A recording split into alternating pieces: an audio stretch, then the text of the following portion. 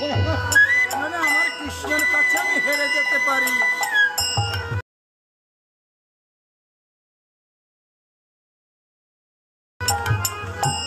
ওই তো শর্মা আমাকে ডাকছে। এদিকে সুধামের রমণী শর্মা প্রভাত বেলায় স্বামীকে ভিক্ষায় যেতে দেখেছে অনাহারে। সতী উনানে হাড়ি চাপিয়ে খালি জল জাল দিচ্ছে আর কৃষ্ণ কৃষ্ণ বলে কাঁদছে। ভাবছে স্বামী যখন ভিক্ষা নিয়ে আসবে, যা কিছু ভিক্ষায় পাবে তাই দিয়ে গোবিন্দ পূজা করব। কিন্তু মা, অনেকে কথায় বলে দুঃখের রাত প্রভাত হতে চায় না, দুঃখের সময় মোটে কাটতে চায় না। স্বামী এখনো ভিক্ষা হতে ফিরে আসে না। ওদিকে অপেক্ষায় থেকে থেকে বেলাও চলে গেল।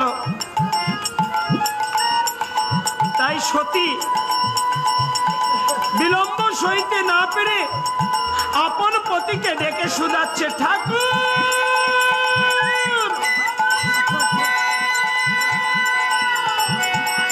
ঠাকুর।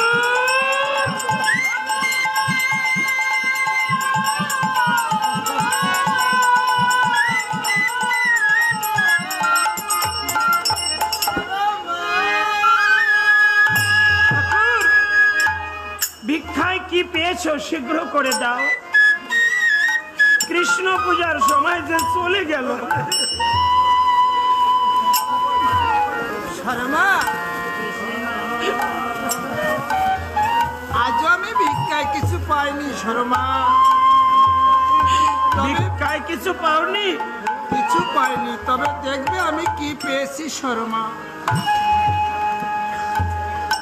ঠাকুর, আমি বুঝতে পেরেছি তুমি ভিক্ষায় কিছু পাও নাই, তাই বুঝি তুমি এইভাবে কেঁদেছ। ভিক্ষায় পাওনি ওজন্য কেঁদো না, কাঁদতে যদি হয় সেই কৃষ্ণের জন্য কাঁদো ঠাকুর।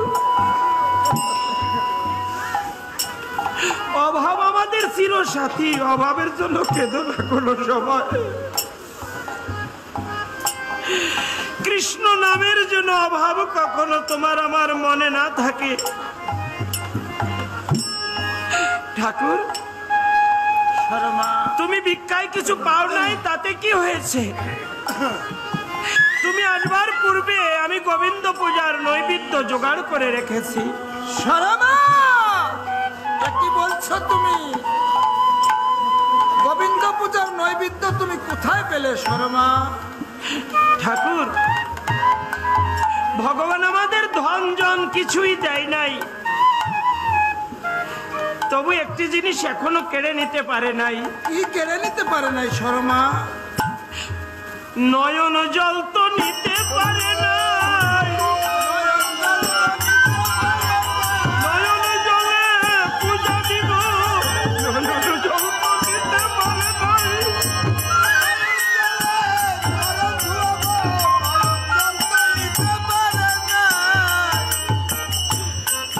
নয়ন জল এখনো নিতে পারে নাই। তুমি আসবার পূর্বে আমার গোবিন্দ পূজার নৈবেদ্য জোগাড় করে রেখেছি। আমার স্বামী যদি কখনো বিপদে পড়ে, স্বামীর পাশ থেকে সরে যাবেন না মা। বিপদ আসে আবার তার ইচ্ছায় চলেও যায়।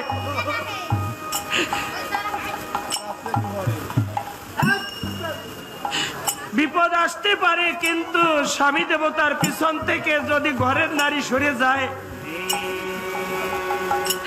ওই পুরুষের গায়ে আর কোনো শক্তি থাকে না। কেন জানেন মা? নারী শুধু অর্ধাঙ্গিনী নয়, নারী শক্তি।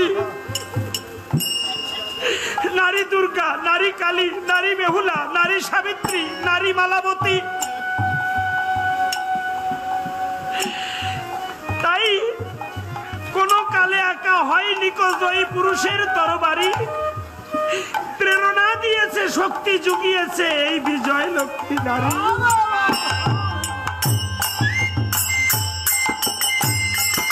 আমি যদি বিপদে পড়ে অভয় দেবেন,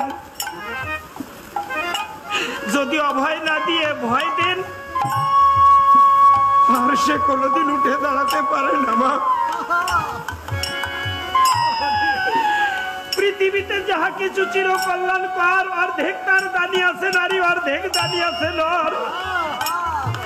তাই ঘরে কিছুই নাই, তবুও স্বামীকে সান্ত্বনা দিচ্ছে, ঠাকুর তুমি কেঁদো না। কোন স্বামী যদি তার রমণীর সম্মুখে দাঁড়িয়ে কাঁদে, এই দুঃখ বলবার আর কোনো জায়গা থাকে না। তুমি কেঁদো না ঠাকুর। তুমি আসবার পূর্বে গোবিন্দ পূজার নৈবেদ্য নয়ন জল আমি জোগাড় করে রেখেছি। আজ তোমাকে একটি আনন্দের সংবাদ আমি দিব। বলো শর্মা, আমার কৃষ্ণের সংবাদ তুমি বলো। হায়রে আমার কৃষ্ণ ভক্ত স্বামী দেবতা যদি কোনো কথা বলতে যাই বলে শর্মা আগে আমার কৃষ্ণের কথা বলো, যে কথায় কৃষ্ণ কথা নাই সেই কথা বলো না শর্মা। আজ আমি আমার সতী লক্ষ্মী মায়েদের পায়ে ধরে বলে যাই, মা স্বামী স্ত্রী যখন পাশাপাশি বসে থাকবেন, বাজে কথা না বলে কৃষ্ণ কথা বলবেন মা। আমি চরণে ধরে বলে যাই। যখন রান্না করতে যাবেন, বদনে কৃষ্ণ নাম নিয়ে রান্না করবেন। ওই রান্না যদি চোরেও সেবা করে তার সাধুর মতো মন হবে। আপনি রান্না করতে গিয়ে যখন কৃষ্ণ নাম করে করে রান্না করবেন, ওই রন্ধনকৃত দ্রব্য দ্বারা বৈকুণ্ঠের নারায়ণ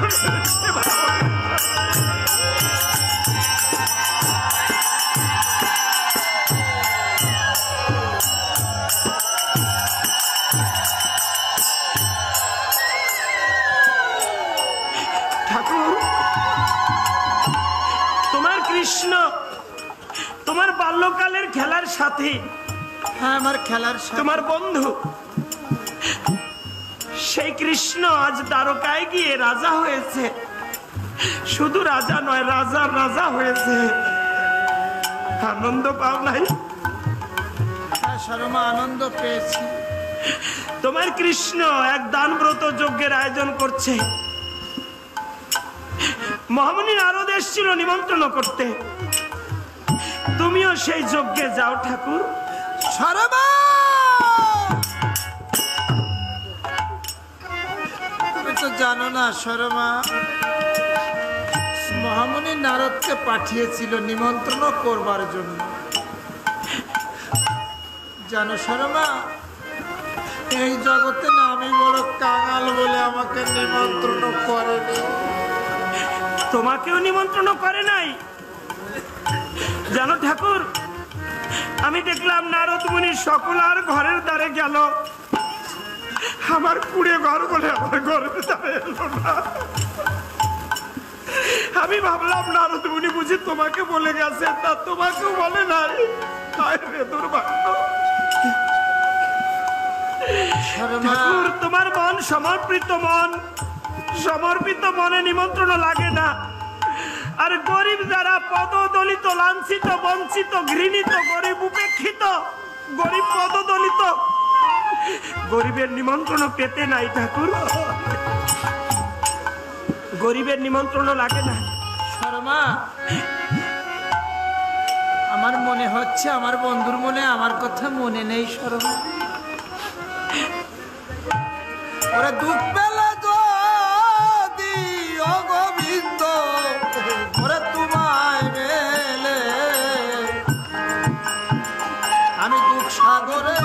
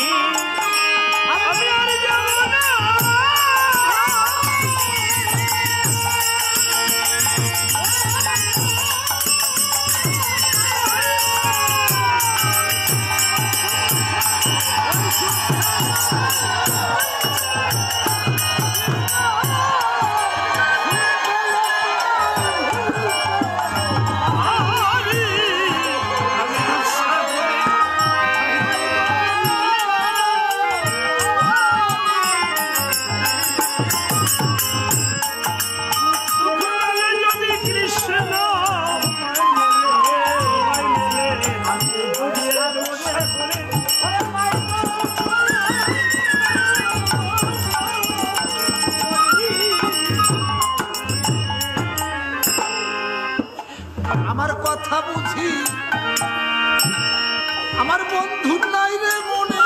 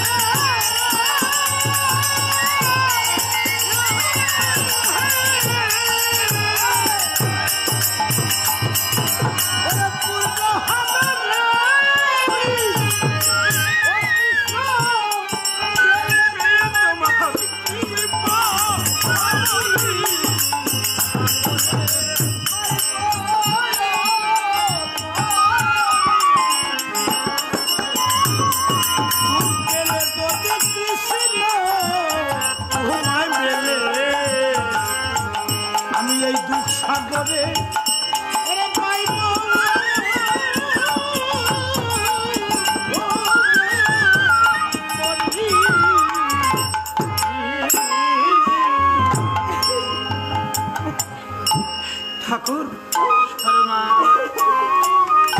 আমি অনুরোধ করছি তুমি তোমার বন্ধুর যজ্ঞে যাও ঠাকুর।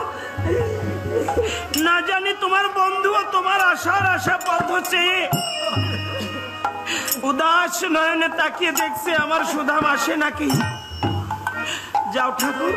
শর্মা, তোমার এই দেহ মন তো সব তাকে দিয়েছ, তুমি আমাকে যেতে এই বলছো? দেহটা যদি তার নামে লিখে দিয়ে থাকো তোমার নিমন্ত্রণের কি প্রয়োজন শুনি? আমারও তো যেতে ইচ্ছা করছে শর্মা, গেলেই তো বলবে সুধাম রে তুই আমার জন্য কি এনেছিস। একটু অপেক্ষা করো।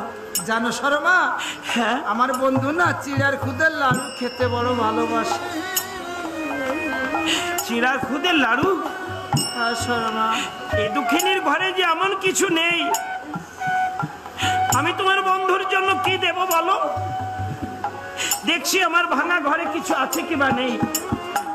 আজ শর্মা সতী প্রতি জায়গায় খোঁজ নিচ্ছি, কোথাও কিছু নেই। অবশেষে একটা ভাঙা চাউলের কলসিতে হাত দিচ্ছে আর ডেকে বলছে, গোবিন্দ কিছু অন্তত মিলিয়ে দাও প্রভু। মা যশোদার দুলাল, তোমার মা নন্দরানী সেও নারী আর আমিও নারী। তোমার মায়ের হাতে নবনী, ক্ষীরসর নবনী, তুমি পরাণ ভরে সেবা করতে, আর আমি দুঃখিনী বলে কি আমি তোমার জন্য কিছুই জোগাড় করতে পারবো না? কিছু মিলিয়ে দাও। কৃষ্ণ কৃষ্ণ বলে যখন ভাঙা হাড়িতে হাত দিয়েছে, কৃষ্ণের কৃপায় দেখতে পায় এক মুষ্টি চিড়ার খোঁজ।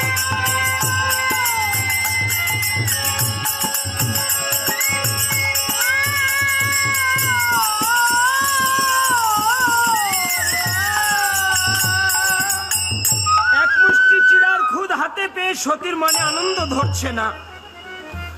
আমার গরিবের অল্পতে আনন্দ হয়, গরিব বেশি পেতে চায় না, অল্প পেলে অনেক আনন্দ পায়, তাই ধনী বোঝে না। তাই বলে যায় মা, ভিক্ষা যদি কেউ চাইতেই আসে অদৃষ্টের বিড়ম্বনায়, ভিক্ষা না দিলেন ক্ষতি নাই, কুকুর যেন লেলিয়ে দেবেন না মা।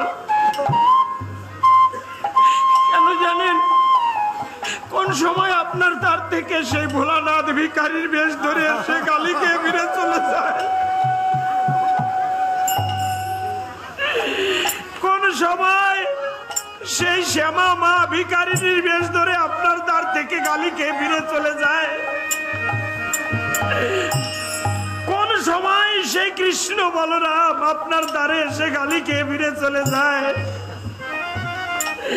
তাই ভিক্ষা না দিলেন ক্ষতি নাই, একটু মিষ্টি ব্যবহার করে বলে কয়ে বোঝাবেন। কেন জানেন, নজরুল ইসলাম বলেছেন, মানুষকে ঘৃণা করি ওরা কারা, বেদ কোরআন বাইবেল চুমিছে মরি মরি, অমুক হইতে জোর করে কিতাব গ্রন্থ নাও কাড়ি, ওরাই এনেছে গ্রন্থ আমার সেই মানুষের মারি। তোমরা বুঝিছ গ্রন্থ ভণ্ডের দল, মূর্খেরা সব শোনো, মানুষ এনেছে গ্রন্থ, গ্রন্থে আর নাই মানুষ। তিনি আরো বললেন, ওকে চন্ডাল চমকাও কেন, ও নয় ঘৃণ্য জীব, ওই হতে পারে হরিশ্চন্দ্র, ওই শ্মশানের শিব।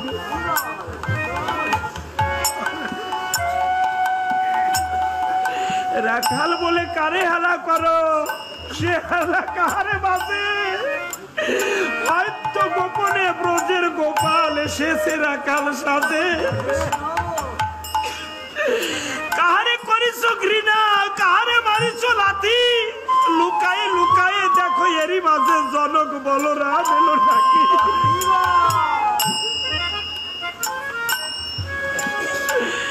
বন্ধু তোমার বুক ভরা লোভ, দু চোখ স্বার্থ টুলি, নতুবা দেখিতে তোমার সেবিতে দেবতা হয়েছে কুলি। ভগবান শ্রীকৃষ্ণ নন্দের ঘরে যদি গরু চড়াতে পারে, এখানে এসে তিনি বসতে পারবেন না, বসতে পারেন না। তিনি যদি অর্জুন মিশ্রের ঘরে খাদ্যের বোঝা বয়ে নিয়ে যেতে পারেন, আপনার ঘরে আসতে পারে না। তিনি যদি ভিখারির বেশে ভক্তের দ্বারে যেতে পারে, আপনার দ্বারে আসতে পারে না। আমরা যদি অবহেলা করে কখনো তাড়িয়ে দেই, মনে করবেন ভগবানকেই তাড়িয়ে দিচ্ছে। সেই বিশ্ব সম্রাটের খেলা কেউ বুঝতে পারে না রে, কেউ না। ঠাকুর, এক মুষ্টি চিলার খুদ পেয়েছি, এই চিলার খুদ নিয়ে যাও বন্ধুর দর্শনে। শর্মা, একটা লাড়ু বেঁধে দাও শর্মা। লাড়ু বাঁধতে মিষ্টি লাগে, তাও জানো না? এ দুকিনীর ঘরে যেমন কোনো মিষ্টি নেই যা দিয়ে লাড়ু তৈরি করা যায়। তুমি না লক্ষ্মী, তুমি না সতী, লক্ষ্মীর সতীর কখনো নাই বলতে নেই শর্মা। তোমার ভক্তি মিষ্টি, আমার ভক্তি মিষ্টি, তোমার নয়নের জল আর আমার নয়নের জল দিয়ে আমার বন্ধুর জন্য লাড়ু বেঁধে দাও। ভক্তি মিষ্টি, এ জগতে ভক্তি মিষ্টির চাইতে আর কোনো মিষ্টি আছে বলে আমার জানা নেই ঠাকুর। আমি যে ভক্তিহীনা, তবু তুমি তো কৃষ্ণ ভক্ত, আমায় আশীর্বাদ করো স্বামী দেবতা।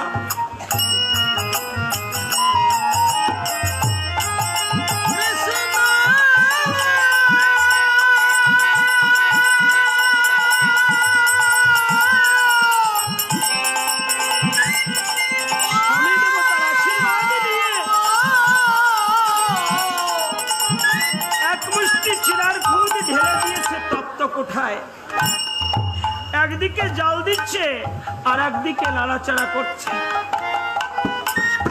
কিছুক্ষণ পরে কৃষ্ণ কৃষ্ণ বলে যখন কাঁদছে, নয়নের মণি ভেদ করে ছিটকে গিয়ে নয়ন জল পড়ছে তপ্ত কোঠায়। ওই নয়ন জল লেগে লেগে গোল গোল তিনটি লাড়ু আকৃতি রূপ নিয়েছে, আসলে লাড়ু হয়নি, গোল গোল হয়েছে মাত্র। তাই হাতে ধরে ডেকে বলছে, ঠাকুর দেখো তোমার বন্ধুর কি অপার করুণা, তোমার বন্ধুর কৃপায় কেমন রসে ভরে গেছে। শর্মা, আমার বন্ধুর দ্বারকা তো অনেক দূর, একখানা বস্ত্র দিয়ে বেঁধে দাও শর্মা।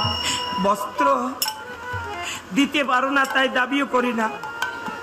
প্রত্যেকটা নারীর 4-5টা শাড়ি থাকে, ওরা নতুন শাড়ি। শক্তির কথা, ভক্তির কথা, জন্ম জন্মের মুক্তির কথা, জীবনে